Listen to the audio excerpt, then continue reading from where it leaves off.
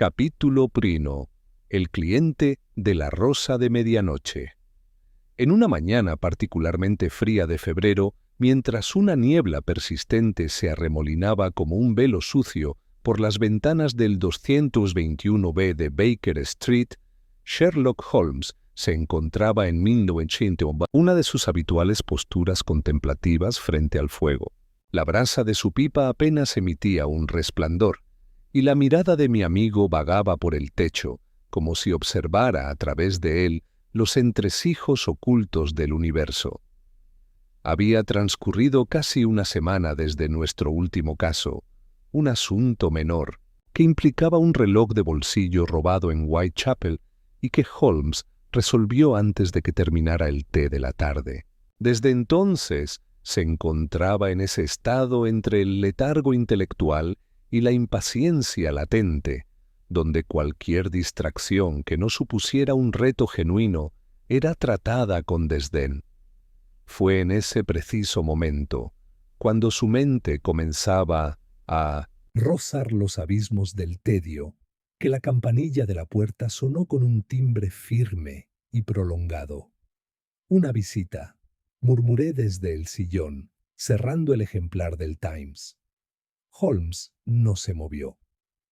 No uno de los habituales. Escucha, pasos sin vacilación, pisadas de suela rígida.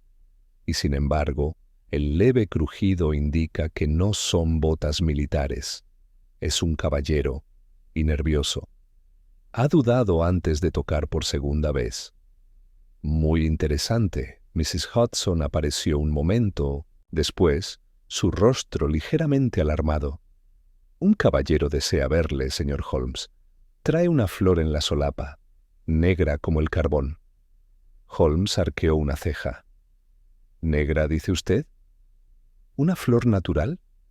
«Así parece, señor». «Y, bueno», dice, «que el asunto es de vida o muerte».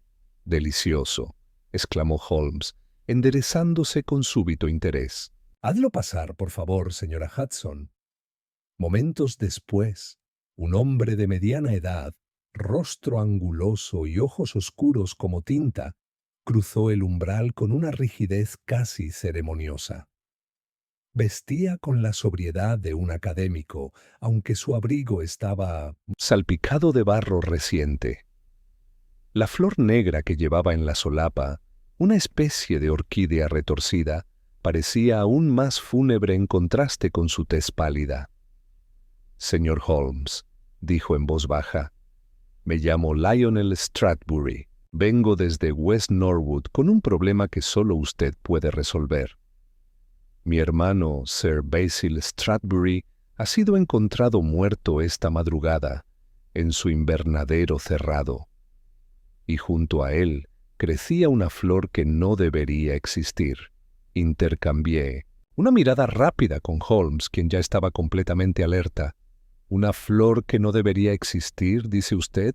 «Exactamente.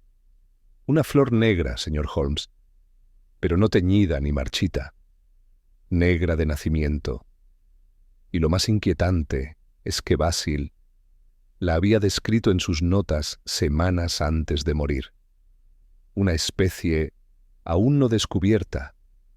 O eso creíamos».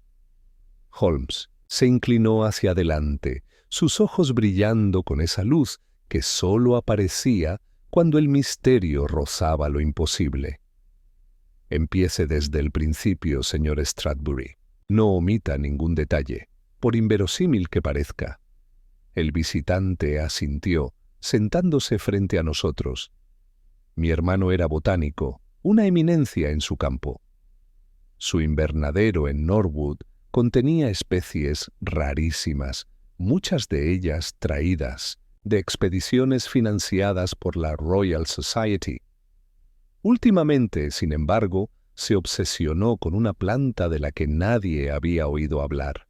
La llamaba Nigrella mortuosa.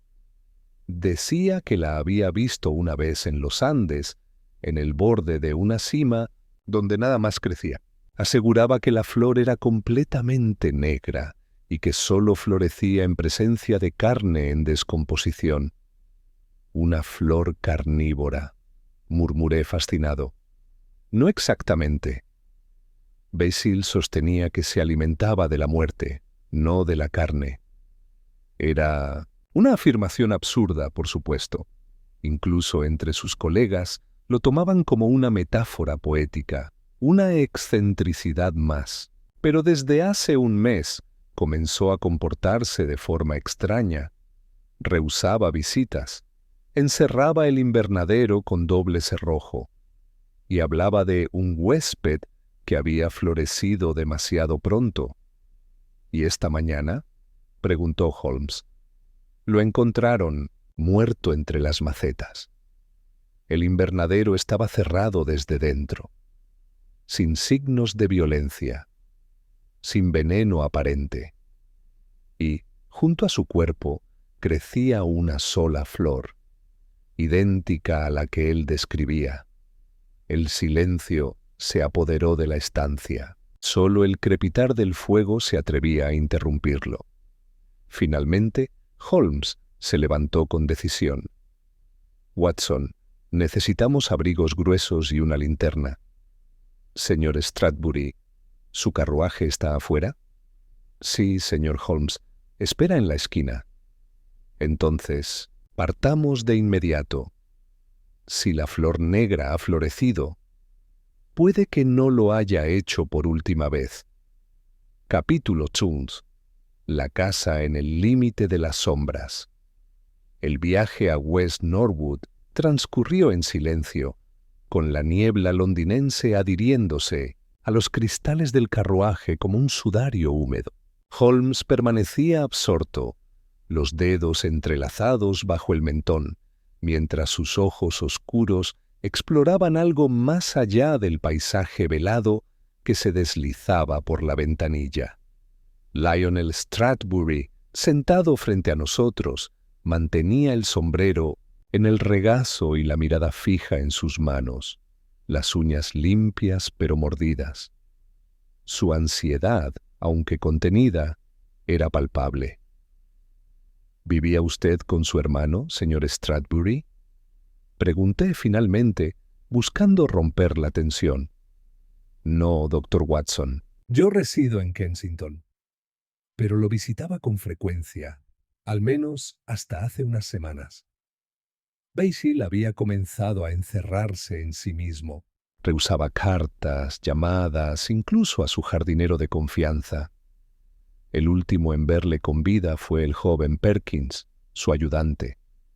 Dice que Basil insistió en cuidar personalmente el invernadero por las noches. ¿Y esta mañana?, inquirió Holmes, sin apartar la vista del cristal. Fue Perkins quien lo encontró.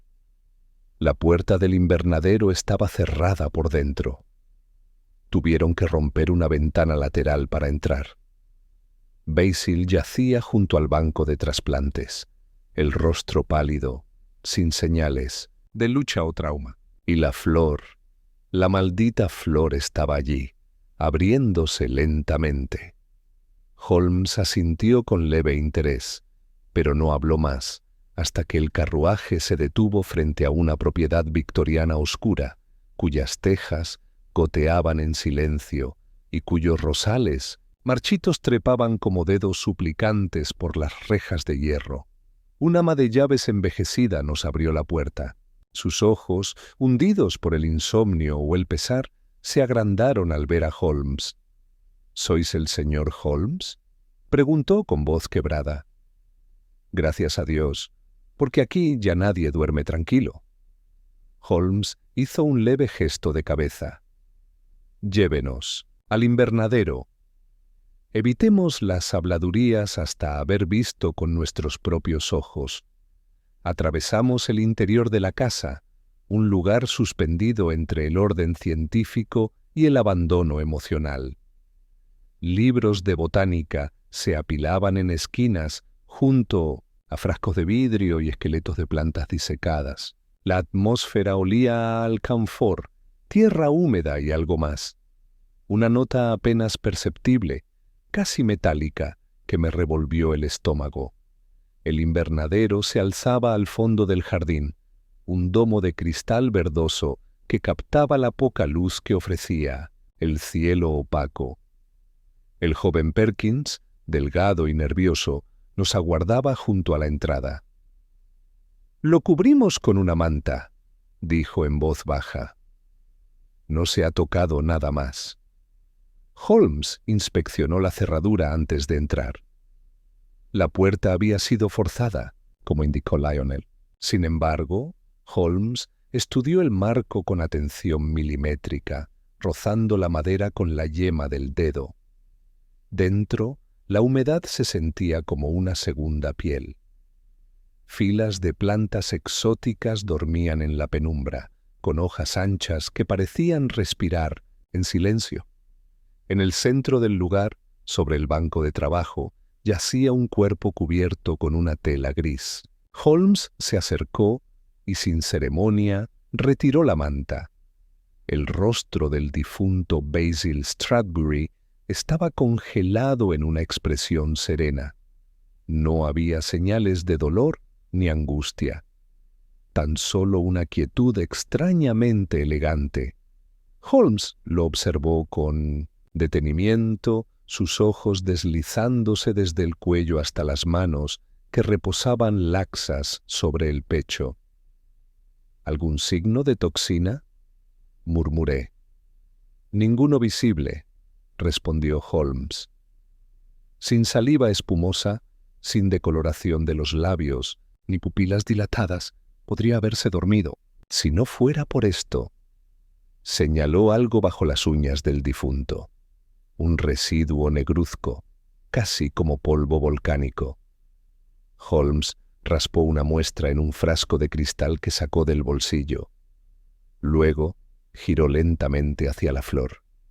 Y allí estaba, negra como el carbón, de pétalos ondulantes y textura aterciopelada. Era indiscutiblemente hermosa y perturbadora. No tenía etiquetas ni maceta visible. Simplemente emergía de una grieta en la mesa de trabajo, como si la madera misma la hubiera parido. ¿Creció eso ahí?, preguntó Holmes a Perkins sin mirarlo. Sí, señor. Ayer esa mesa estaba vacía. Esta mañana la flor había brotado justo ahí». Holmes no dijo nada. Rodeó la mesa, examinando la base de la planta, el suelo bajo la estructura y las paredes cercanas. Luego se detuvo, inclinándose con repentina intensidad. «Curioso», murmuró, más para sí que para nosotros. Se incorporó, sacudiéndose el polvo de las rodillas. «Watson, toma nota.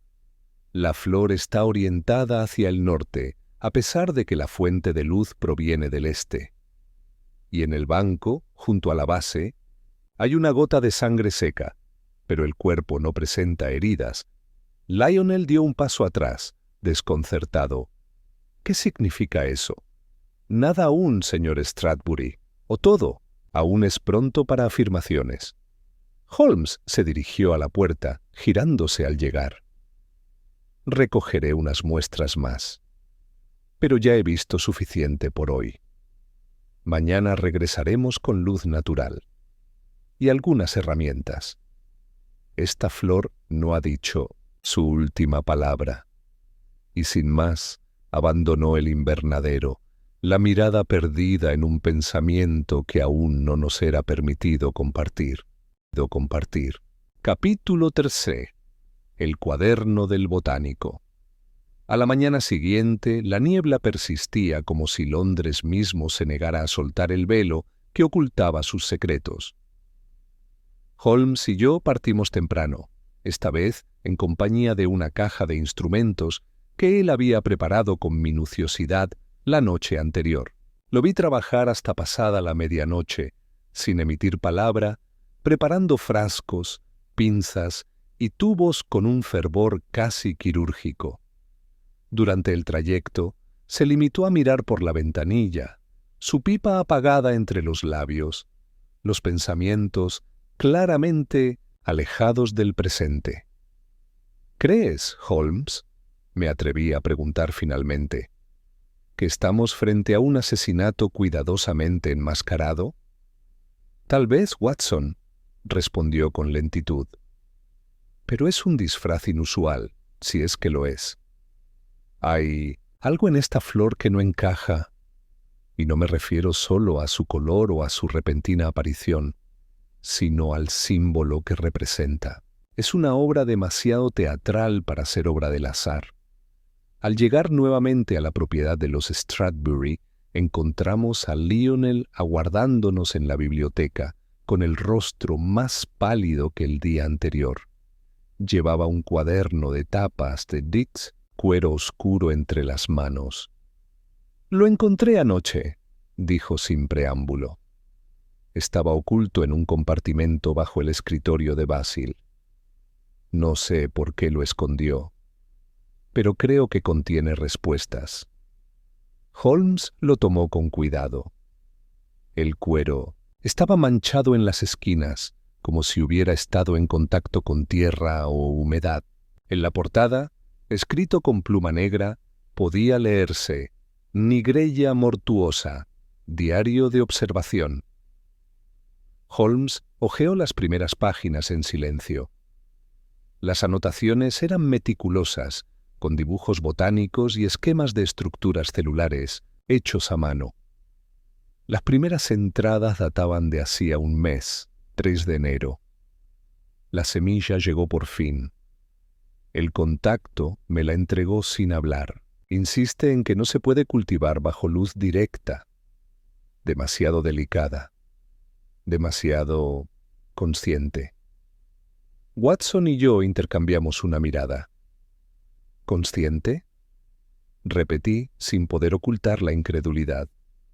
Holmes alzó una ceja, pero continuó leyendo. 10 de enero. La primera señal de vida. El brote no busca la luz, la evita. Sus raíces parecen rechazar la tierra común. Solo crece en un sustrato mezclado con restos animales. Estoy probando con tejidos conservados. 18 de enero. El color comienza a definirse. Es negro absoluto, sin reflejos. Me observa. Sé que es absurdo, pero cada vez que giro la cabeza, la flor ha cambiado de posición. 24 de enero. Anoche soñé con ella. Me hablaba sin voz. Me dijo que no debía florecer aún, que necesitaba más. No entiendo qué quiere decir. Holmes cerró el cuaderno. Fascinante. ¿Qué opinas?, inquirió Lionel con urgencia. ¿Se estaba volviendo loco? Holmes se levantó y comenzó a caminar lentamente por la habitación como si las palabras escritas aún flotaran en el aire. No necesariamente. Muchos científicos se obsesionan con sus descubrimientos. Lo que me intriga no es su percepción, sino su método. Este hombre estaba documentando una anomalía botánica con precisión, no deliriando. Si se tratara de una simple locura, ¿por qué esconder el diario? ¿Y si tenía miedo? Aventuré. Miedo de que alguien más lo descubriera. Exacto. Watson, dijo Holmes girando de pronto. ¿O miedo de que ya lo supieran? Lionel frunció el ceño. ¿Quién? Holmes no respondió de inmediato. Se dirigió al escritorio, donde examinó el compartimento donde se había hallado el diario. Extrajo un residuo de polvo del fondo, lo observó bajo su lupa y lo guardó cuidadosamente. Señor Stradbury, necesito ver las cartas recientes que su hermano haya recibido, y también cualquier sobre que no contenga contenido o que parezca haber sido destruido. ¿Por qué cartas vacías? Porque un silencio puede ser tan elocuente como una amenaza explícita. Mientras Lionel se dirigía a buscar los documentos, Holmes se volvió hacia mí. ¿Notaste que el diario termina abruptamente el 24 de enero? Sí, pero eso fue hace más de una semana. Precisamente. ¿Dónde están las entradas finales? ¿Las destruyó o las escondió en otro lugar? Antes de que pudiera responder, Lionel regresó con una pequeña caja de correspondencia. Holmes la revisó con rapidez, descartando cartas de la Royal Society, amigos lejanos y anuncios editoriales. Finalmente, encontró lo que parecía buscar. Un sobre sin remitente, sin matasellos y completamente vacío, salvo por una pequeña mancha en la esquina, negra como tinta. «Interesante», murmuró, sosteniéndolo entre dos dedos. «No hay texto». Pero alguien lo dejó, y Basil lo guardó. Dejó el sobre a un lado y volvió a tomar el diario. Esta flor no es solo un experimento, es un mensaje. Alguien la trajo a este país, y Basil creyó poder controlarla. Pero me temo que no era él quien conducía este experimento. Era el sujeto de prueba. ¿Sugiere que alguien más estaba manipulándolo? Holmes asintió levemente. No me cabe duda. Se dirigió a la puerta, recogiendo sus instrumentos. Esta tarde regresaremos al invernadero, pero esta vez, Watson, no iremos a observar la flor. Iremos a hablar con el joven Perkins. Y con eso salimos de la habitación, dejando tras nosotros el eco de un diario inacabado y el silencio de una flor que parecía crecer con cada secreto. Oculto. Capítulo 4. La sombra del jardinero. La niebla comenzaba a disiparse cuando regresamos por tercera vez a la propiedad Stratbury, pero no por ello el ambiente se sentía menos opresivo. Si algo, el débil resplandor del sol matutino solo parecía acentuar la decadencia de aquel jardín que alguna vez debió haber sido espléndido. Las ramas desnudas colgaban como brazos rendidos y las rosas marchitas se aferraban a los arbustos como si no quisieran caer. Holmes caminaba con paso firme, la caja de instrumentos en una mano y el diario de Basil en la otra. Yo lo seguía de cerca, repasando mentalmente las entradas inquietantes del botánico y preguntándome hasta qué punto aquel hombre había cruzado la frontera entre el estudio científico y la superstición. En la parte trasera de la casa, junto al cobertizo de herramientas, encontramos al joven Perkins, absorto en la tarea de remover tierra de una carretilla. Su rostro, pálido y surcado por ojeras, apenas levantó la vista al vernos. «Buenos días, señor Holmes». «Doctor», dijo con voz apagada. «¿Van al invernadero otra vez?» «Sí, pero antes necesitamos hablar con usted», dijo Holmes, señalando un banco de piedra cercano. «Será breve, si colabora con sinceridad». Perkins dejó la pala y se limpió las manos en el delantal antes de sentarse. Parecía nervioso, aunque no exactamente culpable. Más bien, como alguien a punto de romper un silencio largamente contenido. «¿Desde cuándo trabajaba con el señor Basil?», preguntó Holmes. «Desde hace 4 años, señor. Empecé como aprendiz, y luego él me mantuvo como asistente personal. Y durante ese tiempo, ¿notó algo inusual en su comportamiento?» «Basil era excéntrico», respondió tras pensarlo un momento. «Muy exigente, pero también generoso. Confiaba en mí más que en nadie. Pero estos últimos 2 meses cambió, se volvió reservado, no dormía bien. Me pidió que dejara de entrar al invernadero por las noches. Insistía en que él mismo cuidaría de todo. ¿Y obedeció? Al principio sí. Pero hace unas semanas empecé a sospechar que no todo iba bien. Oía ruidos extraños desde mi cuarto, que da hacia el invernadero. No eran herramientas ni cristales. Eran como susurros, murmullos. como si alguien hablara con la flor. Holmes lo observó con atención, sin interrumpirlo. Lo confrontó. Una noche lo intenté, pero cuando fui al invernadero, la puerta estaba cerrada por dentro, y él no respondió. A la mañana siguiente me despidió por un día. Dijo que necesitaba descanso, pero creo que fue porque sabía que lo había visto hablarle a esa cosa. El silencio se hizo espeso como la tierra húmeda. ¿Qué cosa?, pregunté con cautela. Perkins tragó saliva. La flor, la negra. Yo la vi 3 días antes de su muerte. Ya había brotado y no estaba en ninguna maceta. Salía del suelo, pero el suelo no tenía tierra. Era madera pura. Holmes giró el rostro hacia mí, como si confirmara una sospecha aún sin nombre. ¿Sabe usted si Basil recibió visitas recientemente? Una. Un hombre. Lo vi solo una vez. Muy alto, vestido con abrigo largo y guantes negros, incluso dentro de la casa. Llegó en un carruaje sin marcas y se marchó después de menos de 1 hora.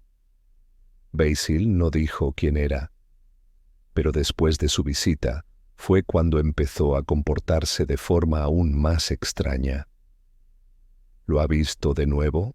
No, pero esa misma noche encontré el candado del invernadero cambiado.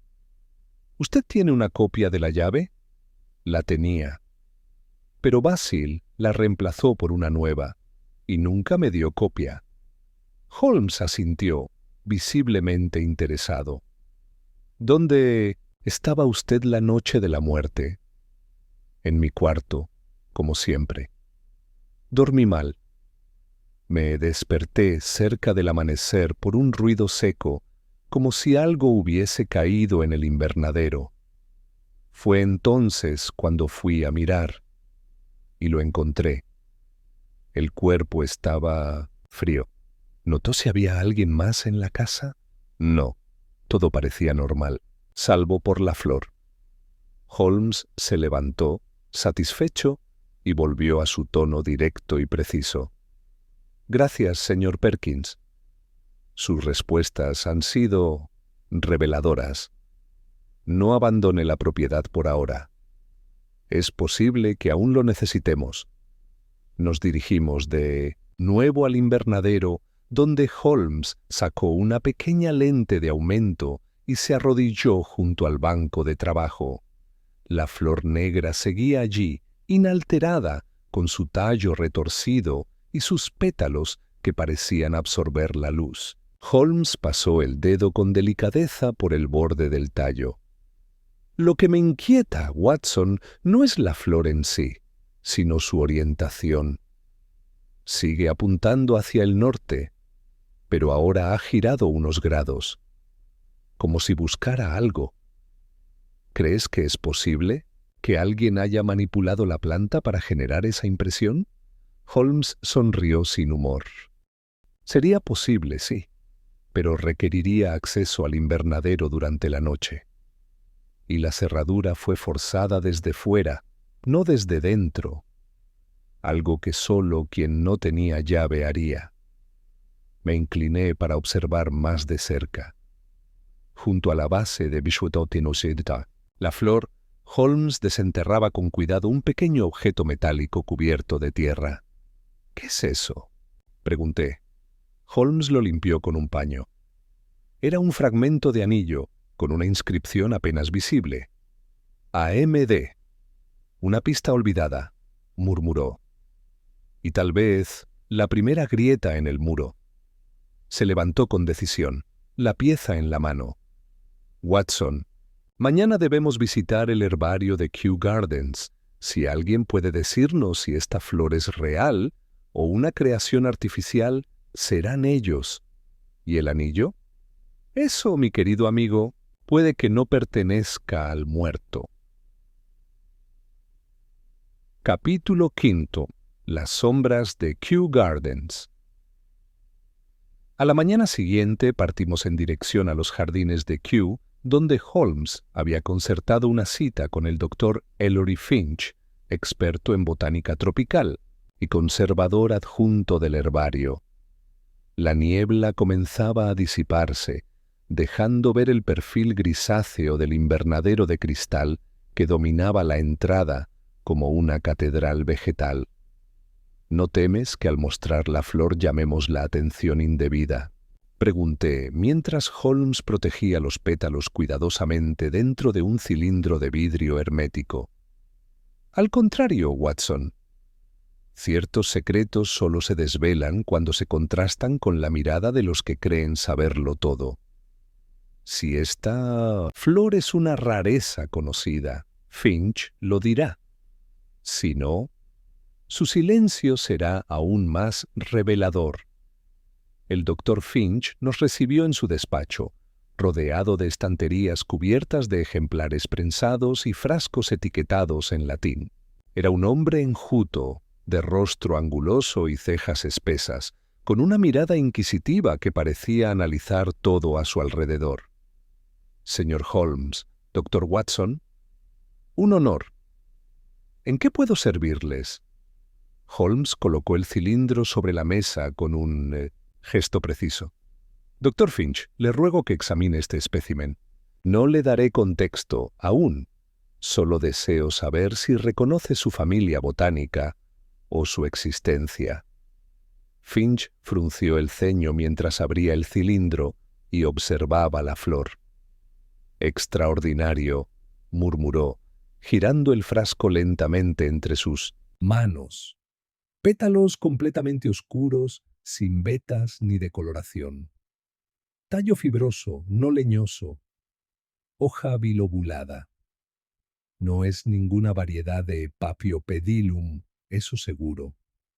¿Y dice que esto fue encontrado en Inglaterra? Lo pregunto yo a usted, respondió Holmes con una leve sonrisa. Finch se inclinó sobre la lente. Podría ser un híbrido experimental, aunque jamás he visto uno con tal uniformidad de color. Y mire esto, señaló un punto bajo el cáliz. Una especie de espora cristalina, extraña, casi parece artificial. ¿Artificial? ¿Como una planta falsa? No me malinterprete. Me refiero a que ha sido inducida a crecer fuera de condiciones naturales. Tal vez modificada, forzada a desarrollarse en condiciones extremas. Una flor así no debería florecer con normalidad aquí, ni en ningún lugar que yo conozca. Holmes asintió con calma. ¿Y si le dijera que brotó de una mesa de madera, sin tierra visible, en un invernadero cerrado? Finch parpadeó, desconcertado. Diría que o hay un truco, o que alguien está jugando con fuerzas que no entiende del todo. ¿Podría haber restos animales bajo la mesa? Se analizará, respondió Holmes. Su ayuda ha sido muy valiosa.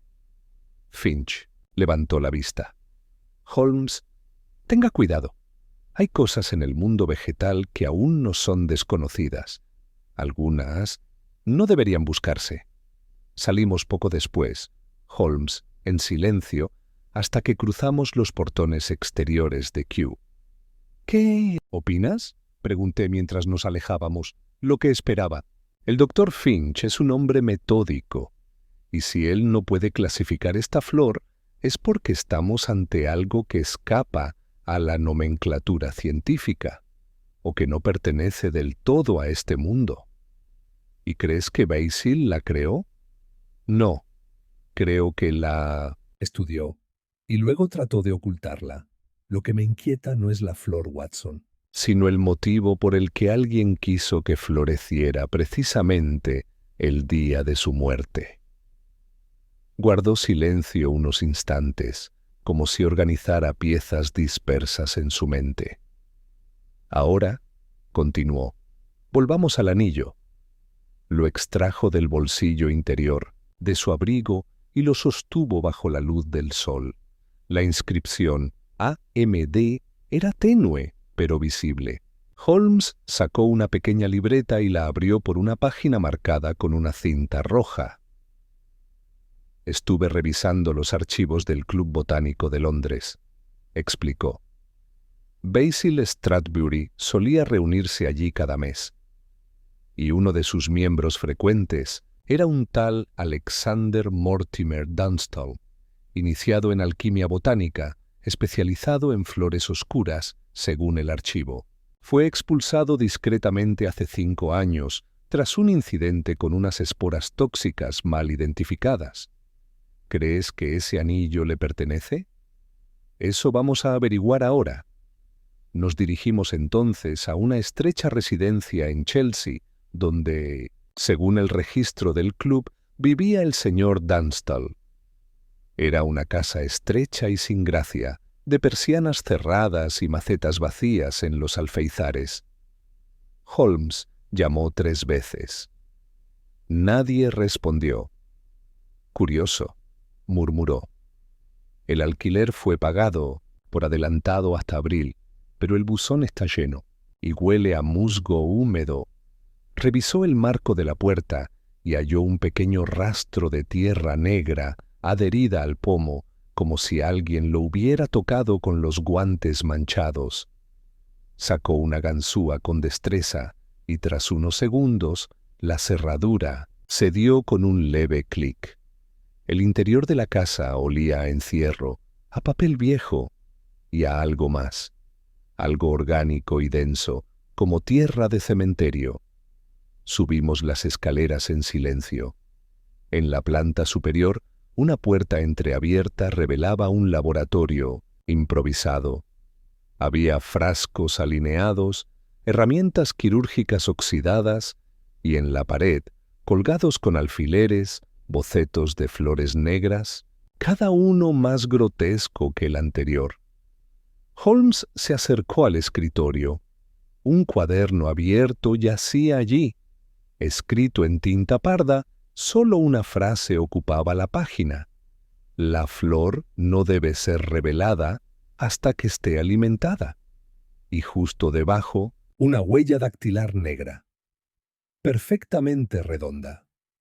Holmes cerró el cuaderno con un gesto seco. Estamos muy cerca, Watson. Pero temo que alguien más ya está un paso adelante. ¿Continuamos con el capítulo 6? ¿El hombre del abrigo largo? Capítulo 6. El hombre del abrigo largo. Cuando abandonamos la residencia de Alexander Mortimer Dunstall, la tarde se hallaba ya teñida de un gris violáceo, como si la ciudad misma se hubiera sumido en una vigilia sombría. Holmes caminaba con pasos largos y rápidos, su abrigo flotando tras él como una sombra más entre las sombras. ¿Crees que Dunstall está vivo?, pregunté mientras trataba de seguirle el ritmo. No tengo ninguna duda de que lo está, respondió sin mirarme. Demasiadas señales de fuga reciente. El desorden era meticuloso y la frase en su cuaderno fue escrita para que la encontráramos. No huye por miedo, se oculta por cálculo. Cruzamos el puente de Vauxhall en silencio. Holmes parecía dirigirnos sin vacilar, guiado por algún hilo invisible que unía los fragmentos sueltos de aquel rompecabezas oscuro. Watson, dijo finalmente, ¿recuerdas el carruaje sin marcas que mencionó Perkins? El que trajo a un hombre alto y silencioso a visitar a Basil poco antes de su muerte. ¿Crees que era Dunstall? Sospecho que sí. Pero más que la identidad, me interesa lo que pudo haber traído consigo. No creo que Basil cultivara la Nigrella mortuosa desde una semilla obtenida en Sudamérica. Esa flor fue plantada en su vida como se planta un veneno en una copa.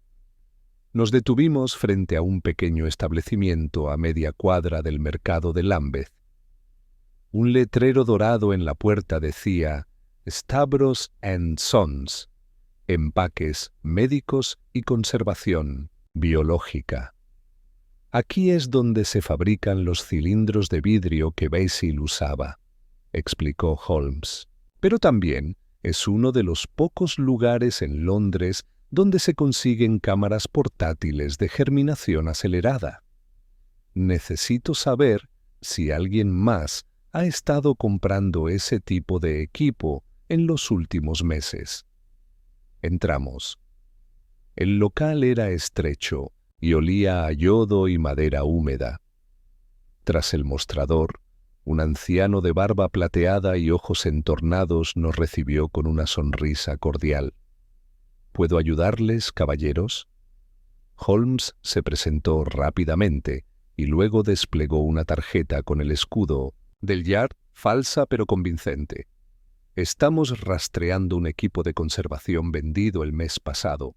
Cilindros de presión adaptados para ambientes controlados. Modelo H9 de pared doble. ¿Ha vendido alguno? El anciano arqueó una ceja. Muy pocos, señor. Esos no se venden en grandes cantidades. Pero ahora que lo menciona, sí. Uno fue adquirido hace unas 3 semanas por un caballero muy peculiar. ¿Peculiar cómo? Alto, piel muy pálida, con guantes, incluso dentro del local. No dio nombre. Pagó en efectivo, pero me llamó la atención algo. Insistió en que el cilindro debía estar completamente opaco por fuera, para evitar la luz. Eso me pareció. Me dijo que el contenido no debía ver el día. No pregunté más. Holmes le agradeció con una inclinación y salimos rápidamente. Mientras caminábamos, su voz retomó ese tono que anunciaba una deducción en construcción. Dunstall no entregó una semilla. Entregó una flor ya viva.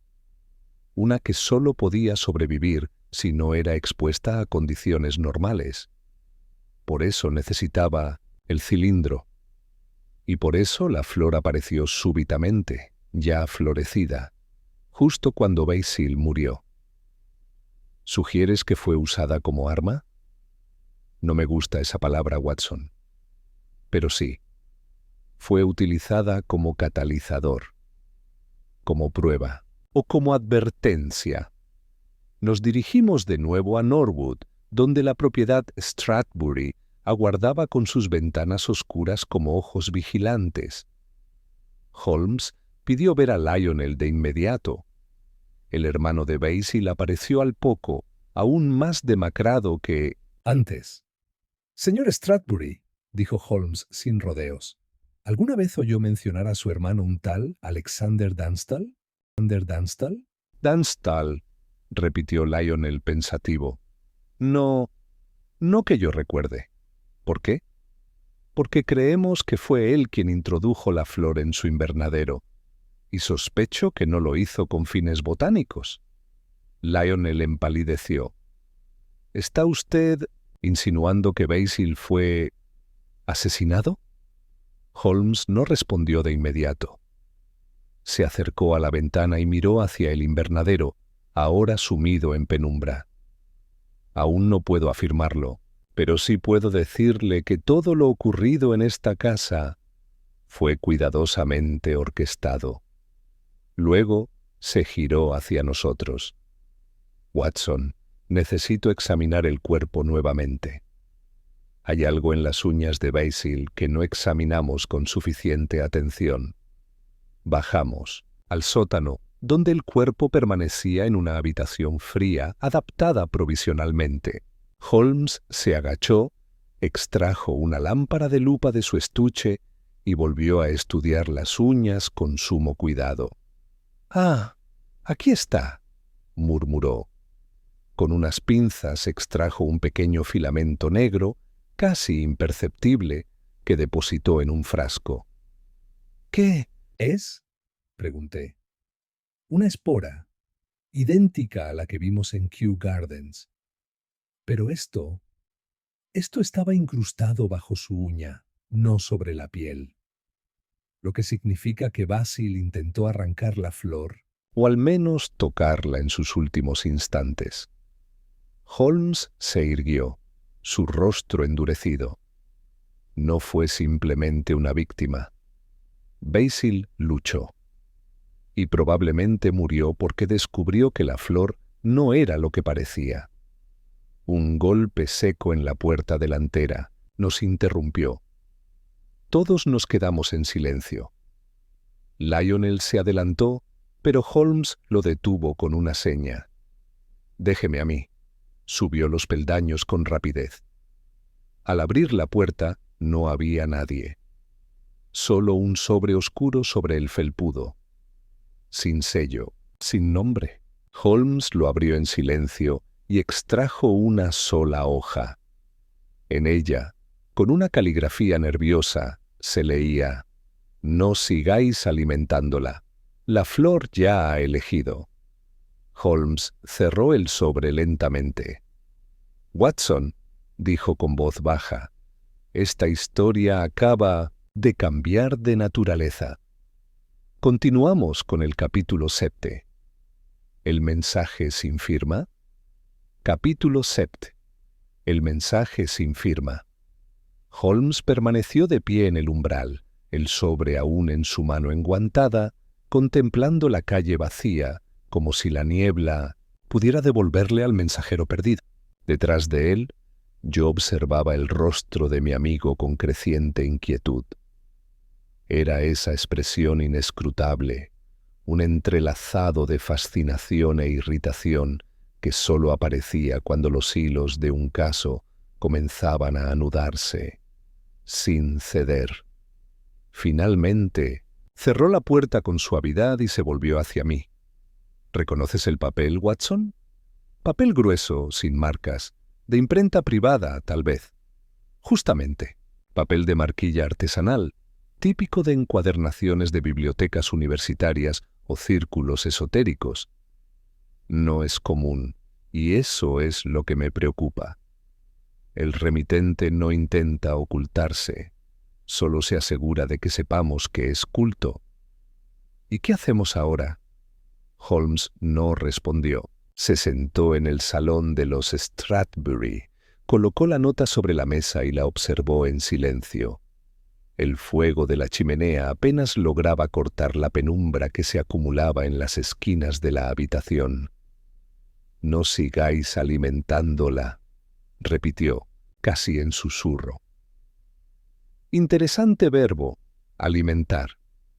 No investigar, no buscar, sino alimentar, como si la flor fuera algo más que un organismo vegetal, como si exigiera algo a cambio de florecer.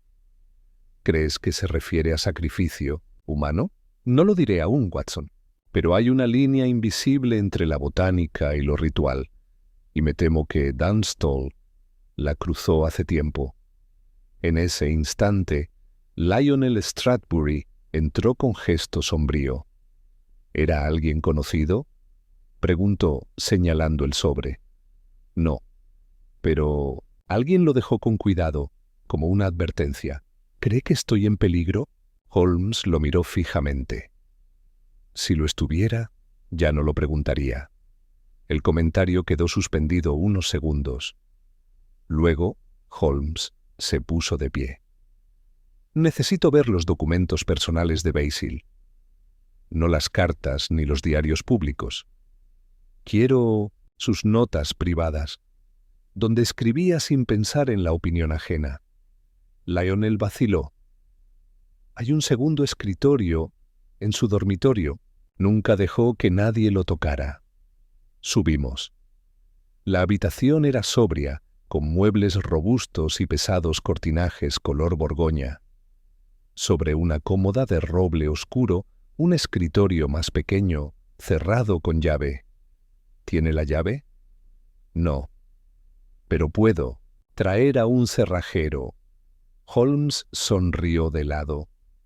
No será necesario. En menos de 30 segundos había abierto el cajón superior. Dentro, una colección de hojas dobladas, garabateadas en diferentes tintas y con una caligrafía más apresurada que la del diario anterior. Muchas estaban manchadas con lo que parecía tierra o quizá tinta derramada. Holmes comenzó a leer en voz alta. La flor ya no responde a las condiciones normales. La temperatura es irrelevante. La luz, un capricho. Solo se abre cuando algo muere cerca. Otra hoja decía, esta noche la vi girarse lentamente hacia el gato callejero muerto bajo la mesa. No había viento, no había vibración. Y una tercera, más desordenada aún. He escuchado su voz.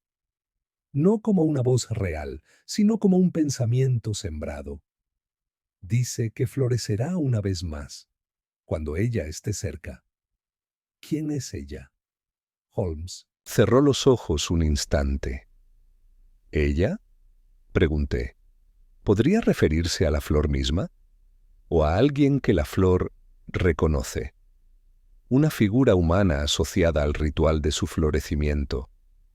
Tal vez la destinataria final. La elegida. Una... ¿Víctima? Quizás. O quizás alguien con un papel más profundo. alguien a quien Basil temía o adoraba en silencio. En ese momento, Lionel habló desde la esquina de la habitación. Hay algo que olvidé mencionar. Una mujer vino a buscar a Basil hace unas semanas. Muy particular. Vestía de negro, con un velo. No dio su nombre. Pero cuando pregunté si deseaba dejarle un mensaje, dijo que él sabría quién era, que la flor sabría cuándo abrirse. Holmes se giró lentamente. ¿Puede describirla? Alta, de voz baja. Había algo en su presencia, algo extraño, como si no tocara el suelo al caminar. Nunca volvió. Pero después de su visita, Basil se encerró por completo. Holmes caminó hacia la ventana, pensativo. Ella, la mujer Del velo. Dunstall. El cilindro opaco. La flor. Todo converge en algo que aún no vemos. Se giró bruscamente. Watson, debemos ir al cementerio de Norwood. Ahora mismo. ¿El cementerio? Sí. Basil hablaba de muerte, de cuerpos, de la... flor respondiendo a ellos. Y Dunstall necesitaba un lugar donde nutrir su experimento. ¿Dónde mejor que entre tumbas? Media hora después, bajo un cielo plomizo, recorríamos los senderos serpenteantes del cementerio de Norwood, acompañados por el crujido de hojas secas bajo nuestros pies. Holmes se detenía cada pocos pasos, observando las lápidas, buscando un patrón invisible. Finalmente, se inclinó sobre una tumba reciente. El nombre era ilegible, la piedra aún sin limpiar. «Mira esto», murmuró. En la base apenas visible sobresalía una flor marchita. Pero no era cualquier flor. Era idéntica a la nigrella mortuosa, solo que pálida, como si hubiera florecido demasiado pronto o demasiado lejos de su fuente. Holmes extrajo un cuchillo de disección y escarbó con cuidado. Al poco, desenterró el tallo completo.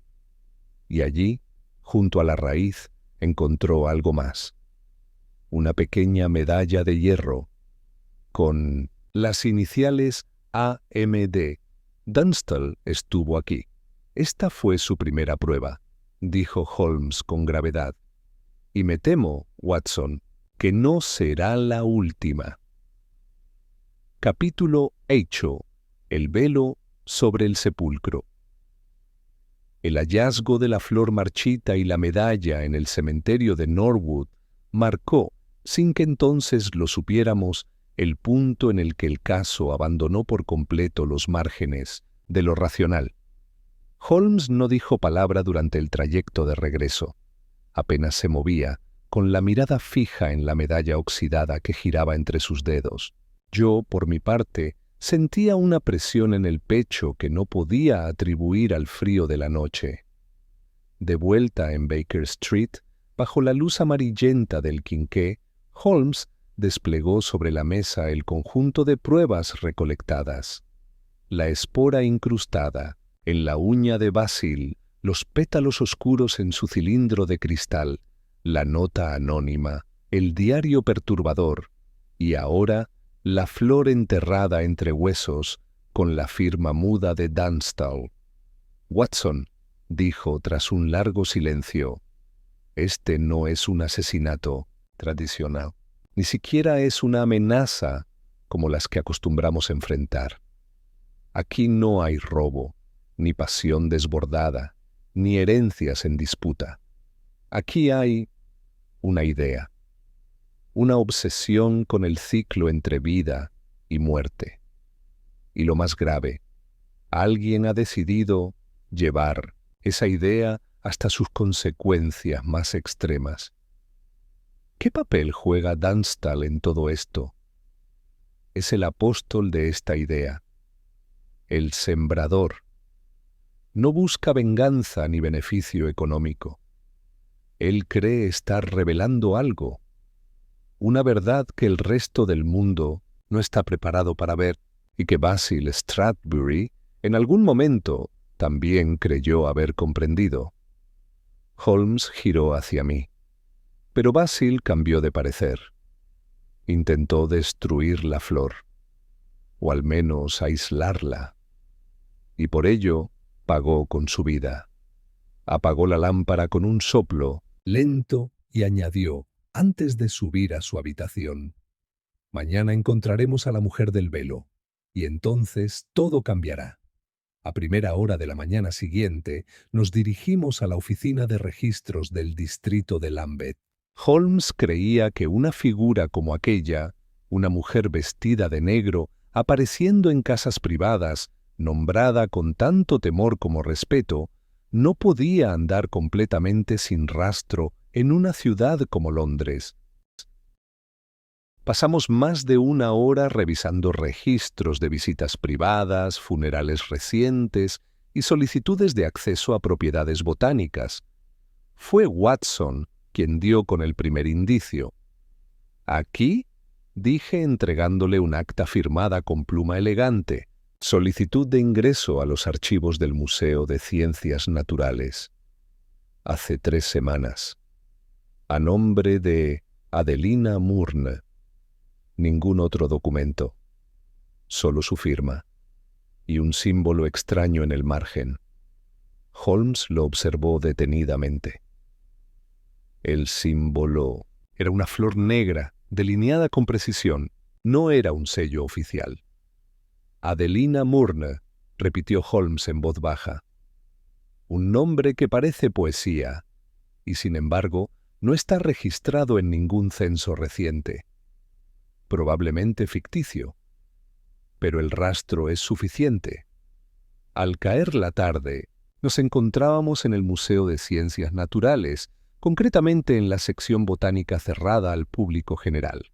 Un joven asistente, de gafas torcidas y andar inquieto, nos guió entre vitrinas polvorientas y estanterías plagadas de especímenes desecados.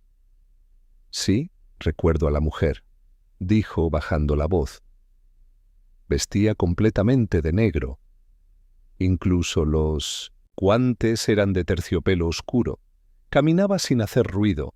Solo vino a consultar un volumen antiguo, Codex Florum Tenebris, uno de los más extraños de nuestra colección. Nadie lo pide nunca. Está en latín. ¿Sabía latín?, preguntó Holmes con interés. Sí, señor. Lo leyó con fluidez. Se marchó al cabo de 1 hora. No dejó nombre, solo esa firma. Dijo que volvería.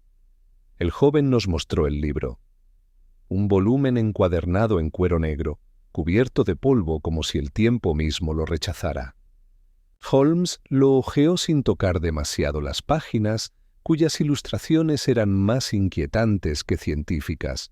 Flores imposibles, muchas negras, otras de formas serpenteantes, acompañadas de notas sobre su supuesta relación con almas humanas, ciclos lunares y algo llamado La voluntad botánica. Holmes se detuvo en una página específica. Allí, una imagen representaba una flor idéntica a la nigrella mortuosa. Bajo ella, un fragmento en latín: sola florebit cum sanguine electae, non florebit iterum sine sacra voce. ¿Qué dice?, pregunté con el vello erizado. Holmes tradujo en voz baja: solo florecerá con la sangre de la elegida. No florecerá de nuevo sin la voz sagrada. Guardó silencio unos segundos. Luego cerró el libro con cuidado y agradeció al asistente. Fuera del museo, el aire se había vuelto más denso. Holmes parecía cargado de pensamientos, como si un torbellino girara bajo su frente. La flor es más que un símbolo, dijo. Es un ritual. Y Adelina Murn no es solo una mensajera, es parte integral del florecimiento. No puedo afirmar aún si es víctima, sacerdotisa o algo más siniestro. Y si busca otra muerte, no lo dudes. La nota no era una advertencia, era una promesa. No sigáis alimentándola, porque si lo hacemos, ella vendrá a florecer de nuevo. Nos detuvimos frente a un escaparate. Dentro, un vestido de gala negro, exhibido sin maniquí. Holmes lo miró por un instante, pensativo. Ella está en Londres, Watson, observando, esperando, y cuando reaparezca, solo uno de nosotros saldrá con vida de ese encuentro. Capítulo 9. La voz sagrada. La noche cayó sobre Londres como una sábana húmeda, impregnada de una ansiedad inexplicable que parecía flotar entre los callejones y faroles de gas. Holmes y yo habíamos regresado a Baker Street y aunque el fuego crepitaba en la chimenea y el té humeaba sobre la mesa, el ambiente en el salón estaba lejos de ser reconfortante. Holmes se mantenía en pie, sin sentarse ni una sola vez desde que cruzamos la puerta.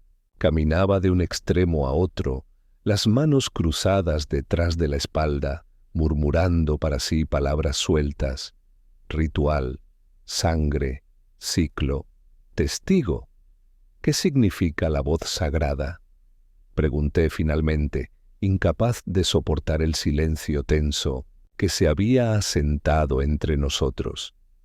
Holmes se detuvo en seco. Su mirada se había tornado aún más aguda, como si cada nueva pista no aliviara el peso del misterio, sino que lo profundizara. El texto decía que la flor no puede florecer. De nuevo sin la voz sagrada, repitió con lentitud. No se refiere a un cántico, se refiere a una persona, a alguien que activa el florecimiento mediante su sola presencia o su palabra. ¿La mujer del velo? Posiblemente. Pero me inclino a pensar que no es la única. Tal vez haya habido otras antes y otras por venir. Y lo más preocupante, podría haber una elegida aún viva que ni siquiera sabe que lo es. Me estremecí. ¿Crees que alguien más está en peligro? Holmes se giró con intensidad. No lo creo, Watson. Lo sé. Dunstall no desapareció para protegerse. Desapareció para preparar la siguiente etapa. Necesitamos encontrar esa voz antes de que florezca otra vez. Y esta vez no bastará con una tumba anónima. A la mañana siguiente, regresamos a Norwood. Lionel Stradbury nos esperaba en la biblioteca con los ojos hundidos y las manos temblorosas. En la mesa había desplegado una colección de dibujos hechos a lápiz por Basil, muchos de ellos nunca vistos. Holmes los estudió con atención. En algunos se representaban las etapas de crecimiento de la flor, en otros una figura femenina, borrosa, siempre cubierta con un velo, de pie junto a la flor negra, como si formaran parte de un mismo organismo. «Estos dibujos», dijo Lionel con voz débil, «aparecieron en una caja cerrada, entre libros de botánica. Yo no los puse allí. Anoche los encontré abiertos sobre la mesa, como si alguien quisiera que los viera». Holmes se giró hacia él. «¿Estás seguro de que la casa no ha sido forzada?» «Completamente. Todas las puertas estaban cerradas, pero los dibujos no estaban allí antes. Lo juro». Holmes no respondió. Pasó de una hoja a otra con la minuciosidad de un restaurador de arte, hasta que se detuvo en una imagen particularmente oscura, la flor negra abierta, rodeada por lo que parecían círculos concéntricos, y en su centro una figura pequeña, arrodillada, con los brazos hacia los lados, como en ofrenda. «Esto no es un estudio botánico», dijo finalmente. «Es un mapa ritual. Y si Basil lo ocultó, fue porque descubrió algo que lo aterrorizó. Me acerqué para ver mejor. ¿Qué significan los círculos? Ciclos de florecimiento, tal vez, o niveles de sacrificio. Pero observa esto, Watson. Esta figura arrodillada es la misma silueta que aparece en la ilustración del Codex Florum Tenebris. La posición es idéntica». Holmes se giró hacia Lionel con renovada urgencia. «Señor Stradbury», ¿su hermano tenía contacto reciente con alguna mujer fuera de sus círculos profesionales? Alguien que no fuera científica, pero que lo visitara con frecuencia. Lionel frunció el ceño. «Había una joven, una tal Miss Lillian Dreer. No sé mucho de ella. Basil la conoció hace unos meses en una exposición botánica. Decía que era una presencia armonizadora. Venía a veces solo de noche. Yo apenas la vi 2 veces, pero Basil hablaba de ella como si fuera algo más que una simple visita. Como si la necesitara cerca». Holmes pareció endurecerse. «¿Tiene dirección?» «La tengo anotada. Barrio de Highgate. Pero le advierto, nunca me pareció del todo real. Esa misma tarde nos encontramos frente a una casa modesta en los límites de Highgate. Estaba cuidadosamente conservada, con jardineras llenas de pensamientos marchitos y una aldaba en forma de flor abierta. Holmes la golpeó 3 veces. Nadie respondió. Intentó el picaporte. Estaba abierto. Dentro la casa era silenciosa, demasiado ordenada, como si todo hubiese sido limpiado recientemente y con esmero. Sobre una mesita del recibidor, un solo objeto, un libro encuadernado en terciopelo negro. Holmes lo abrió con lentitud. No era un diario ni un registro convencional. Eran frases sueltas, dispersas. Algunas parecían transcripciones de sueños, otras fragmentos rituales. La voz no sabe que canta, pero el eco ya ha florecido. Ella irá al invernadero la noche del descenso. Donde la flor gira, allí está la sangre que aún no ha sido derramada. Holmes cerró el libro con firmeza. «No queda tiempo. Van a traerla aquí, Watson, a Miss Dreer, no por voluntad suya, sino como parte del último ciclo, el descenso. ¿Y si ya está con ellos? Entonces no volveremos a tiempo». Holmes se dirigió a la puerta. «Vamos al invernadero. Esta noche la flor buscará su voz, y no pienso dejarla florecer». Capítulo 10. La noche del descenso. La luna apenas lograba romper la bruma que se cernía sobre Norwood aquella noche. Un silencio denso envolvía la propiedad de Stradbury, como si la tierra misma contuviera la respiración. Holmes y yo habíamos regresado al invernadero con antelación guiados por una intuición afilada, por días de pistas esparcidas, signos oscuros y advertencias veladas. Holmes había ordenado a Lionel que permaneciera dentro de la casa, con la puerta cerrada y sin luces. Cualquier movimiento exterior debía pasar desapercibido. Esta noche no debemos intervenir, hasta que el momento lo exija, me dijo Holmes, mientras desplegaba una manta entre las sombras junto a la valla oeste del jardín. Necesito verlos actuar sin saber que estamos aquí. Solo así entenderemos el propósito completo de este descenso. ¿Crees que traerán a Miss Dreer? Si no está ya aquí. Esta noche es ritual, Watson. y los rituales no permiten retrasos. Desde nuestra posición, teníamos una vista clara del invernadero. La estructura de cristal se alzaba como una reliquia dormida, iluminada tenuemente desde dentro por una lámpara de aceite. En su interior, la silueta de la flor negra parecía más grande que nunca, proyectando sombras deformes en las paredes traslúcidas. Poco después de la medianoche, los primeros pasos resonaron en la grava del sendero. Un carruaje oscuro se detuvo sin hacer ruido. De él descendieron dos figuras. Un hombre alto, envuelto en un abrigo largo, que no podía ser otro que Dunstall, y junto a él, una mujer vestida completamente de blanco. Su rostro, oculto tras un velo fino, apenas se distinguía. Caminaba como dormida, con pasos suaves y desconectados del suelo, como si estuviera guiada por una fuerza invisible. Holmes me detuvo con una seña cuando quise incorporarme. «Mira bien», susurró. «No es cautiva. No forcejea. Ha sido preparada».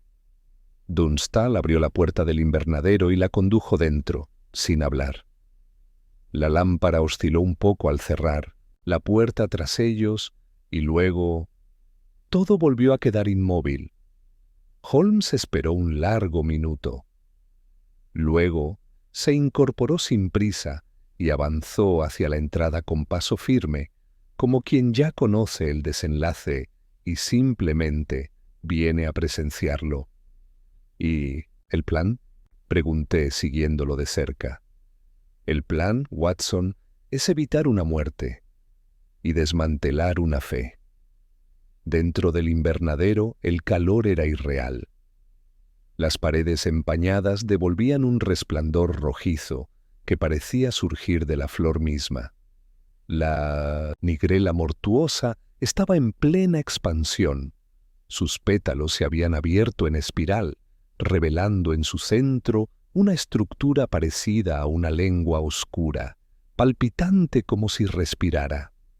Dunstall estaba de pie junto a la flor, con los brazos extendidos como en una plegaria. Miss Dreer, o lo que quedaba de ella, se encontraba arrodillada frente a la planta, el velo ahora caído a sus pies. Su rostro mostraba una expresión beatífica, entre trance y resignación. Sus labios se movían, aunque no emitían sonido. Holmes habló. «Magnífica escena, aunque si me permite la crítica, el simbolismo es excesivo». Dunstall se giró lentamente. Su rostro estaba más demacrado que en las fotografías antiguas, la piel pálida y estirada sobre los pómulos. Pero sus ojos ardían con una convicción aterradora.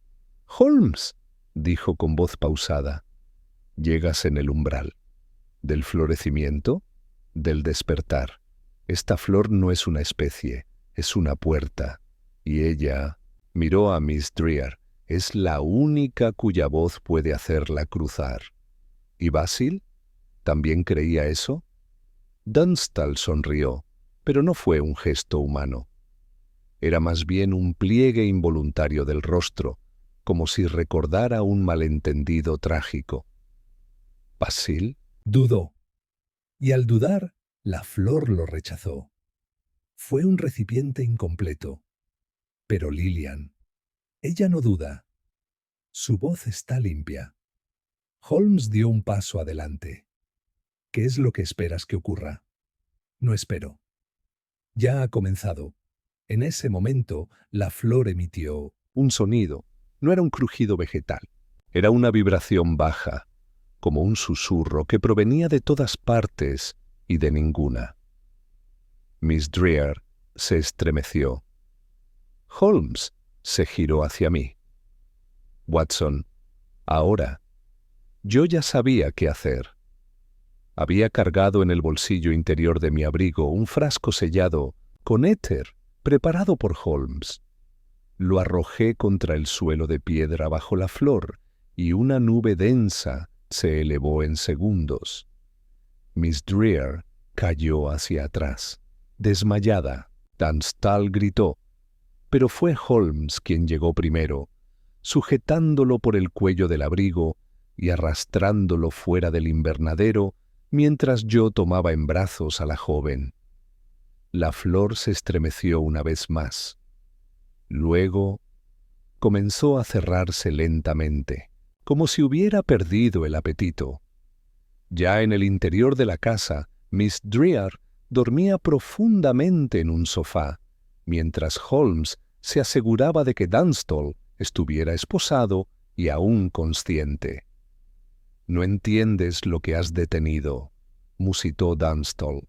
No era muerte, era evolución. Era delirio, corrigió Holmes, sin levantar la voz. Una flor puede ser hermosa, incluso venenosa, pero tú le diste alma, le diste religión, y eso la convirtió en una farsa peligrosa. Holmes se volvió hacia mí. Mañana entregaremos a Tunstall al Yard, con la evidencia suficiente para que lo juzguen. Por asesinato y manipulación ritual. Pero esta noche, añadió mirando a Miss Dreer, esta voz sagrada dormirá, libre del canto que quisieron imponerle. Capítulo 11. La muerte del culto.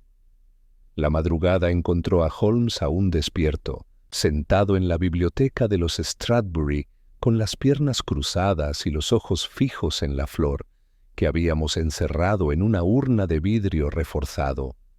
Dormía, si es que tal cosa podía decirse de un organismo tan extrañamente animado. Sus pétalos se habían replegado como en una espiral agotada, y el centro oscuro ya no palpitaba. Miss Lillian Dreer reposaba en la habitación de huéspedes, bajo vigilancia discreta y con la asistencia de una enfermera enviada por Lestrade, quien finalmente había sido informado de la naturaleza, o al menos de los efectos, del caso. Tunstall, esposado y escoltado por 2 agentes, aguardaba en el piso inferior, ahora más calmado, como si el arresto fuera una validación final de su dogma. «¿Qué ves, Holmes?», pregunté, entrando con 2 tazas de té. Holmes aceptó una, sin apartar la mirada del vidrio empañado. «Veo el fin de un ciclo», respondió. «No el de la flor, ni el de Tunstall, sino el de una idea». «¿La del culto?». «Exactamente». Tunstall no era un asesino tradicional. No mataba por placer ni por venganza. Mataba por floración. Era el sacerdote de un dogma torcido que, como todos los dogmas peligrosos, requería fe ciega y víctimas involuntarias. ¿Crees que Basil alguna vez creyó de verdad? Holmes se inclinó hacia la urna. Creo que Basil fue seducido por la posibilidad de lo imposible. Como tantos hombres brillantes, quiso observar lo inobservable. Pero al primer atisbo de horror, intentó detenerlo, y por eso murió. Me senté junto a él. ¿Y Miss Dreer? Holmes bebió un sorbo antes de responder. No era una cómplice, pero tampoco una simple víctima. Era la elegida, sí, pero no por voluntad divina, sino por su disposición. sensible, solitaria, curiosa. Dunstall buscaba voces puras, almas sin sospecha. Ella fue seleccionada, condicionada y por poco destruida. ¿Y qué será de ella ahora? Eso depende, dijo, finalmente alzando la vista hacia mí. Si olvida, vivirá en paz. Si intenta entender, corre el riesgo de seguir el mismo camino. En ese momento, la puerta se abrió suavemente y entró el inspector Lestrade, con aspecto de quien ha pasado una noche en vela entre informes incomprensibles y relatos delirantes. Holmes, he interrogado a Dunstall durante más de una hora. No niega nada, pero no admite culpa. Dice que todo fue consensuado por la flor. Holmes sonrió sin humor. Es coherente con su lógica. Él no mata, solo ofrece. Es la flor quien acepta. Esa clase de disociación es perfecta para los tribunales, pero no para la justicia. Lestrade dejó caer una carpeta sobre la mesa. Hicimos una búsqueda en su antiguo laboratorio. Encontramos más dibujos, ciclos florales, diagramas, incluso un calendario. Y lo que parece ser una lista de nombres. Holmes abrió la carpeta y leyó en silencio. Luego señaló un nombre subrayado en tinta roja. Clarice Stradbury. ¿Una pariente? Pregunté, sorprendido. Lestrade asintió. Su madre. Murió hace más de 20 años. Su tumba está en el cementerio de Norwood. Holmes entrecerró los ojos. Claro. Ahora encaja. El primer brote. El entierro de prueba. Fue sobre su tumba. No fue casualidad, fue simbólico. El ciclo comenzó con sangre Stradbury y Dunstall creyó que debía terminar con ella. ¿Entonces Lillian también? Holmes negó con la cabeza. No, ella era externa, la voz, no la sangre. Eso significa que Dunstall estaba planeando dos fases, la primera simbólica, la segunda activa. Pero algo falló. ¿Qué? Holmes se levantó y caminó hacia la urna. Basil intervino antes de que Dunstall pudiera realizar la transición completa. Intentó cortar la raíz, tal vez literalmente. Por eso la flor floreció al morir él. Fue la última defensa del sistema. Lestrade suspiró. Todo esto va más allá de lo que puedo explicar en el informe. Entonces no lo explique, respondió Holmes. Dígales que Dunstall organizó un experimento botánico extremo, que Basil murió por exposición a toxinas desconocidas y que la señorita Dreer fue rescatada antes de sufrir el mismo destino. El resto es literatura. Lestrade asintió, aceptando la tregua entre la lógica oficial y la verdad extraoficial. Holmes volvió a sentarse. Watson, ¿recuerdas la inscripción del Codex Florum Tenebris? Solo florecerá con la sangre de la elegida. No florecerá de nuevo sin la voz sagrada. Exacto, pero lo que nadie consideró es que tal vez esa voz sagrada también puede ser usada para detenerla. Lo que Lillian hizo anoche no fue cantar, fue callar. Y la flor, al no oír la señal, murió. Me estremecí. ¿Crees que eso bastará? Holmes se encogió de hombros. Mientras la flor permanezca contenida y el culto disuelto, sí. Pero si algún día alguien más encuentra sus notas, su símbolo o el eco de su idea, entonces no bastará con una voz. Hará falta un grito. La mañana avanzaba. Miss Dreer aún dormía. Dunstall, esposado y en silencio, aguardaba su juicio. Y la flor negra, sellada en vidrio, lucía menos terrible bajo la luz del sol, como si su amenaza dependiera de las sombras. Holmes se volvió hacia la ventana y por un instante dejó ver en su rostro algo extraño. No miedo, no alivio, sino una duda remota.